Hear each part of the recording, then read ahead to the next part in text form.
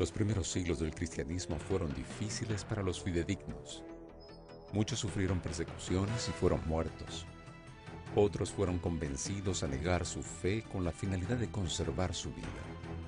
Aún así, el cristianismo continuó creciendo, alcanzando regiones más allá de Judea, Galilea y Samaria. Hasta que en el siglo IV, la suerte del cristianismo europeo aparentemente cambiaría y una nueva era de paz comenzaría para los seguidores de Jesús. El reflejo de estos cambios es evidenciado hasta el día de hoy, cuando tenemos la entonces recién formada Iglesia Católica como la principal institución religiosa dentro del cristianismo. Pero, ¿cómo surge el cristianismo en Roma? ¿Qué papel crucial tuvo el emperador Constantino en la historia de la fe cristiana? ¿Cómo, a partir de él, algunas doctrinas fueron cambiadas y que hoy son consideradas irrefutables por grupos religiosos cristianos? En búsqueda de respuestas, aquí comienza Evidencias.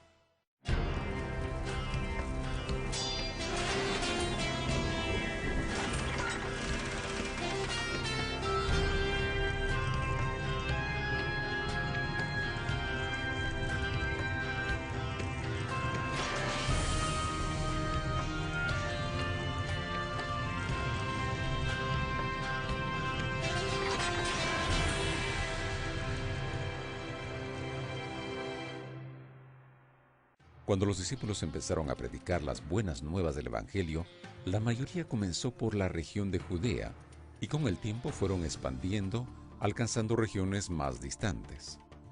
Las Escrituras relatan que el apóstol Pablo fue el elegido para llevar el Evangelio a los gentiles. En sus viajes misioneros, el apóstol pasó por las regiones que hoy conocemos como Turquía, Grecia e Italia. El legado de este trabajo es evidenciado en las epístolas de su autoría que se encuentran en las Sagradas Escrituras, siendo una de ellas la carta de Pablo a los romanos. Cómo los romanos recibieron el mensaje de Pablo y cómo la fe cristiana fue creando raíces en la capital del poderoso Imperio Romano. La presencia cristiana en Roma aparentemente predata la visita de Pablo a Roma. Tenemos evidencia de esto porque cuando él describe su carta a los romanos, él habla acerca de cristianos que se encontraban ya allí. Las tradiciones hablan acerca de Pedro como alguien que intervino en la iglesia de Roma, y nosotros sí tenemos evidencia que los judíos fueron echados de Roma en el año 49 después de Cristo. Judíos y cristianos, todos evidentemente fueron expulsados de Roma, ya que cuando hablamos acerca de cristianos, en este tiempo era bien difícil separarlos de los judíos. Todos se iban en la misma situación. Cuando los cristianos de Roma reciben a Pablo, no lo reciben como el evangelista que él pensaba llegar allí, ser recibido, llevar campañas, visitar los hogares. No, él llega en cadenas. Él había pensado visitar Roma y después visitar a España, pero en vez de eso, en su carta que él escribe desde Corinto, esperando con ansias poder visitarlos, había hecho varios intentos anteriormente, ahora él llega hasta Jerusalén y de Jerusalén él sale en cadenas hasta la capital del Imperio Romano. Pablo fortaleció la iglesia en Roma. Aunque él estaba en cadenas, él tuvo la oportunidad de escribir, tuvo la oportunidad de alentar, y la cárcel mamertina tiene el recuerdo de ese digno hombre, ese digno prisionero que estuvo allí como prisionero romano. Después del trabajo inicial realizado por los primeros discípulos y apóstoles, el cristianismo se fue expandiendo de forma general, inclusive en Roma. Esto causó el furor de las autoridades religiosas y políticas que desencadenaron en feroces persecuciones. Aún así, a cada hombre muerto, miles se aferraban a la fe cristiana, causando una verdadera revolución religiosa dentro del imperio. Esta rivalidad entre el imperio y el cristianismo fue creciendo cada vez más, hasta que surge un personaje, un emperador, que tomaría una posición inesperada que cambiaría la historia de la fe cristiana para siempre. Su nombre fue Constantino. La iglesia de Roma floreció igual que las iglesias en otras partes del imperio. Aunque fue abatido por varias persecuciones, Nerón acusó a los cristianos de haber incendiado la ciudad de Roma. Todos alegan que fue él mismo el que hizo el incendio. Los cristianos en Roma sufrieron persecuciones bajo la mayoría de los emperadores. Así que la comunidad romana no era una comunidad fuerte como la comunidad cristiana en Siria, la comunidad que había allá en Antioquía de Siria, la comunidad en Alejandría y otras comunidades cristianas en otras partes del imperio. No es hasta el tiempo de Constantino que entonces la iglesia en Roma llega a fortalecerse. Lo interesante es que Constantino, juntamente con ofrecerles la garantía de no perseguirlos más, entonces entra en cierto compromiso.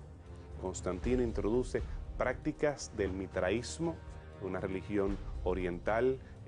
Los persas adoraban a Mitra y a través de toda la parte este de Europa vemos la influencia del mitraísmo. Vemos la adoración al dios Sol, el día de Apolos, es venerado también por Constantino. Y entonces los cristianos, por aquello de que habían sido perseguidos durante tantos siglos, deciden hacer este compromiso entre lo que ellos creían y ahora la oportunidad de permanecer en paz en el imperio cristiano que Constantino le estaba garantizando. Constantino no siempre fue cristiano. Al principio, él se declaraba protegido por el dios Hércules. Ya más adelante, él veneraba y proclamaba el culto al dios Sol Invictus, título religioso aplicado a 3 divinidades romanas. Cuando Constantino se convierte al cristianismo, después de ese posible sueño, donde se le dice que a través del símbolo de la cruz, él sería vencedor, es posible notar un sincretismo en el nuevo cristianismo romano. Una mezcla entre los rituales y cultos paganos practicados antiguamente por Constantino y las doctrinas y verdades tan firmemente defendidas por el cristianismo primitivo. ¿Qué cambios y cultos adicionales surgen en este nuevo cristianismo fundado por Constantino? ¿Estarían estos cambios acaso complementando el culto cristiano o desviándolo? ¿Qué más nos dice la historia sobre este sincretismo en el nuevo cristianismo romano? Los cristianos hasta ese momento habían venerado el día sábado como el día especial de adoración, aunque en los momentos de crisis para hacerse distancia de los judíos, muchos de ellos habían optado por pasar por desapercibidos y no enfatizar la observancia del sábado tanto como sus compañeros o sus hermanos judíos.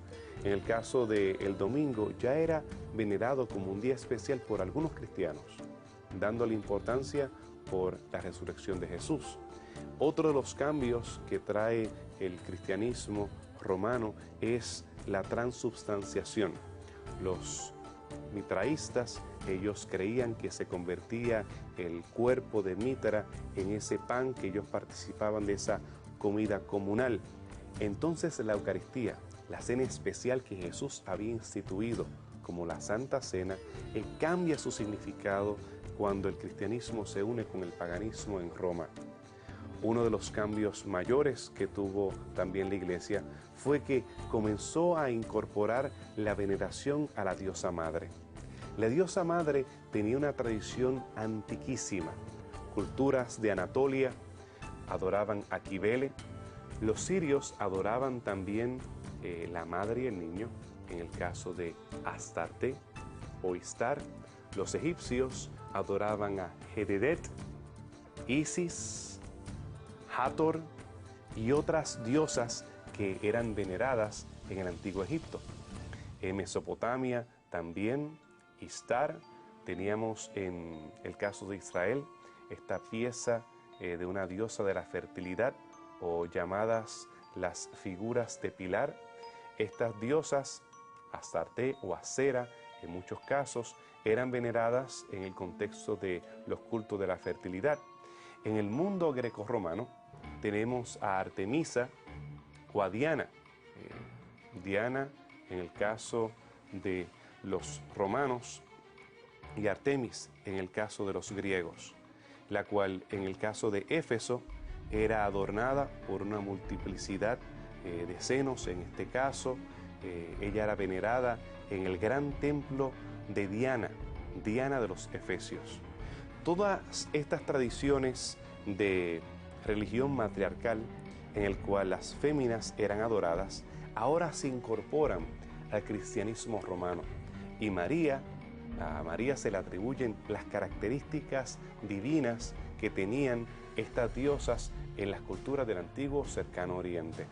Así que el cristianismo romano difería marcadamente del cristianismo que se practicaba en otras partes del mundo conocido. A partir del origen del cristianismo romano, varios concilios fueron realizados con la finalidad de establecer una religión sólida con principios definidos. La definición del canon bíblico, de las doctrinas a ser seguidas y de los rituales y procedimientos practicados en los cultos fueron algunos de los puntos discutidos. El resultado se refleja hasta los días de hoy, donde es posible ver una Iglesia Católica fuerte, que ya no tiene la gloria del pasado, pero aún es una autoridad dentro de lo que son las instituciones cristianas.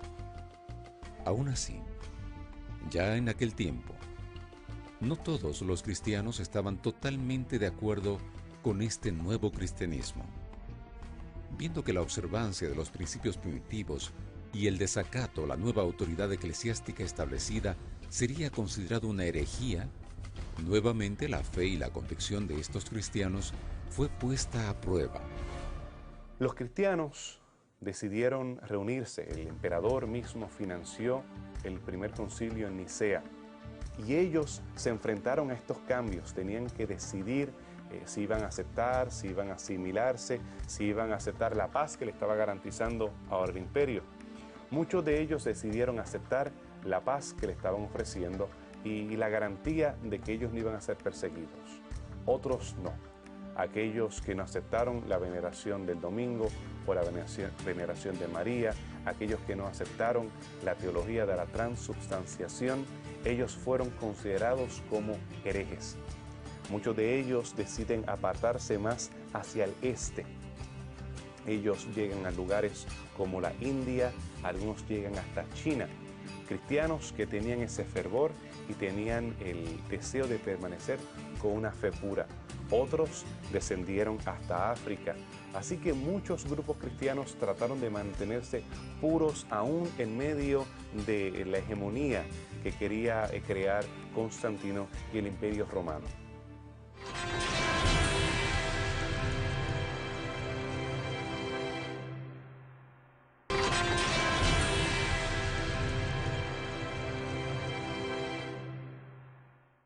Desde la conversión de Constantino hasta el establecimiento de la Iglesia romana como autoridad eclesiástica, es posible notar que varios conceptos, doctrinas y rituales practicados por otras religiones fueron siendo agregados a los principios practicados por el cristianismo primitivo. El concepto de la transubstanciación, el culto a la diosa madre, ahora siendo impuesto a María, la veneración del día del sol, son algunos ejemplos de prácticas incorporadas a este nuevo cristianismo. Otro concepto importante establecido y que aún hoy es muy respetado entre varias religiones cristianas fue el aumento del panteón cristiano. Primeramente, la divinidad era una sola compuesta por tres personas: Dios, Jesús y el Espíritu Santo. El nuevo cristianismo romano ahora presenta una serie de ayudadores a esta única divinidad, que inclusive son dignos de veneración, los santos. ¿Qué papel espiritual en la vida del cristiano estos personajes pasaron a tener? La veneración a María tiene su origen en el paganismo o en las religiones alternativas que había en el antiguo cercano oriente. Igualmente, la veneración a los santos tiene su origen en la veneración de seres especiales, ya sea ángeles o en algunos casos llamados demonios o espíritus, o en el caso de los egipcios tenían amuletos con escarabajos, nombres de faraones que eran venerados como dioses.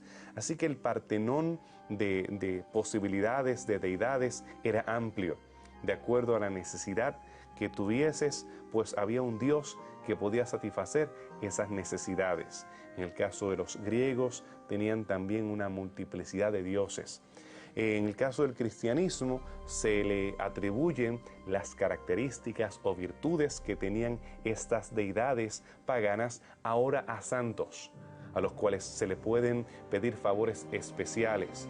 En la antigüedad, pues se le pedía a Esculapio, el dios de la medicina, y entonces ahora se le presenta a un santo que le puede ayudar a aquellos que son médicos. En el caso de Neptuno, era el dios del mar, pues ahora tenemos un santo para aquellos que son pescadores o aquellos que son marineros.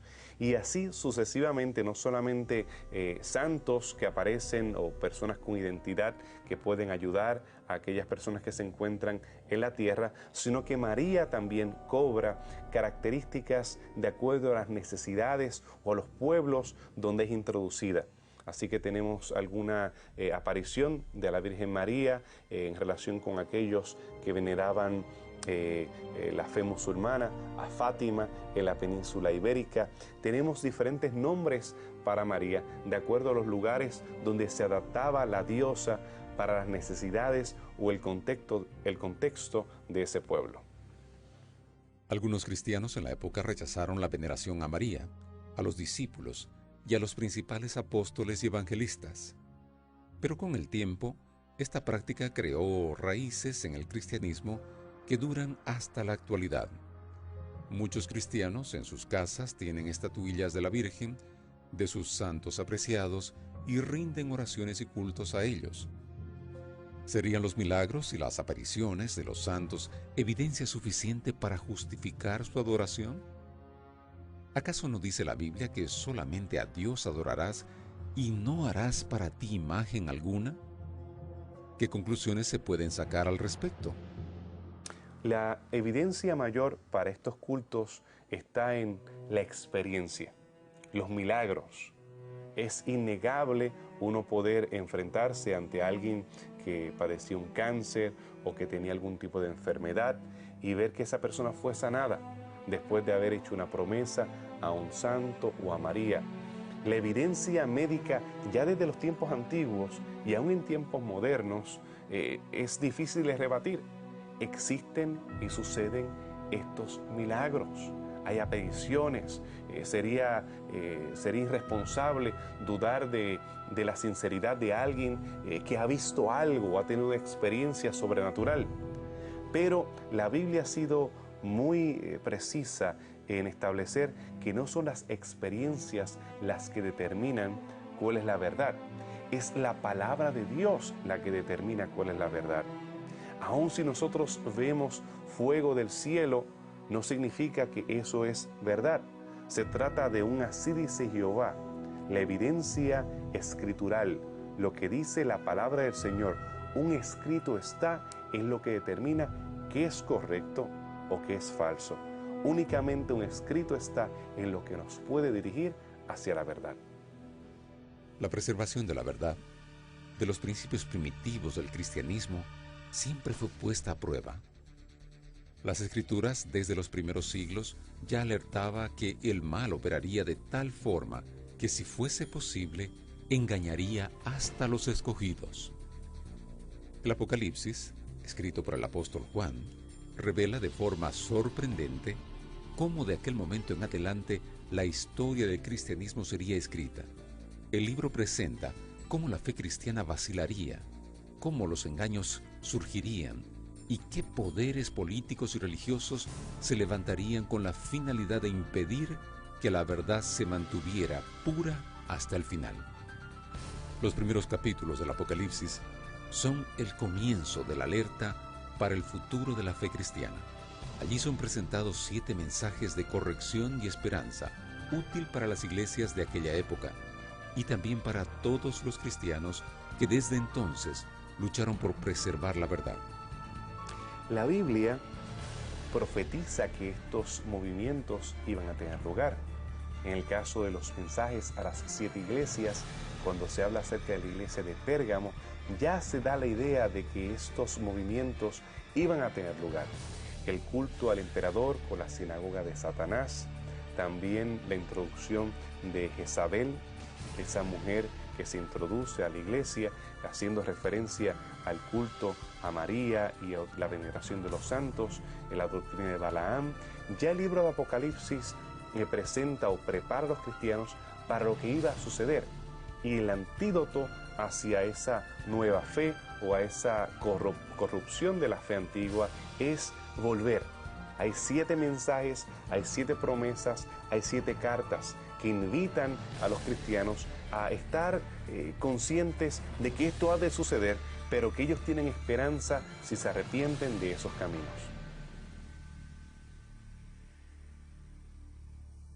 El ministerio de Jesús cambió el rumbo de la humanidad. Las Escrituras ya profetizaban que un sacrificio redentor vendría y que solamente a través de él sería posible alcanzar la eternidad. Aunque muchos mitos, creencias y supersticiones hayan surgido, las evidencias existentes comprueban la veracidad del relato bíblico. Actualmente, el cristianismo es una de las principales religiones del mundo, aunque está compuesto por miles de denominaciones distintas, cada una profesando poseer la verdad. En medio a tantas interpretaciones, la única esperanza es seguir los pasos de los discípulos y de los cristianos perseguidos, aferrarse a los principios primitivos del verdadero cristianismo.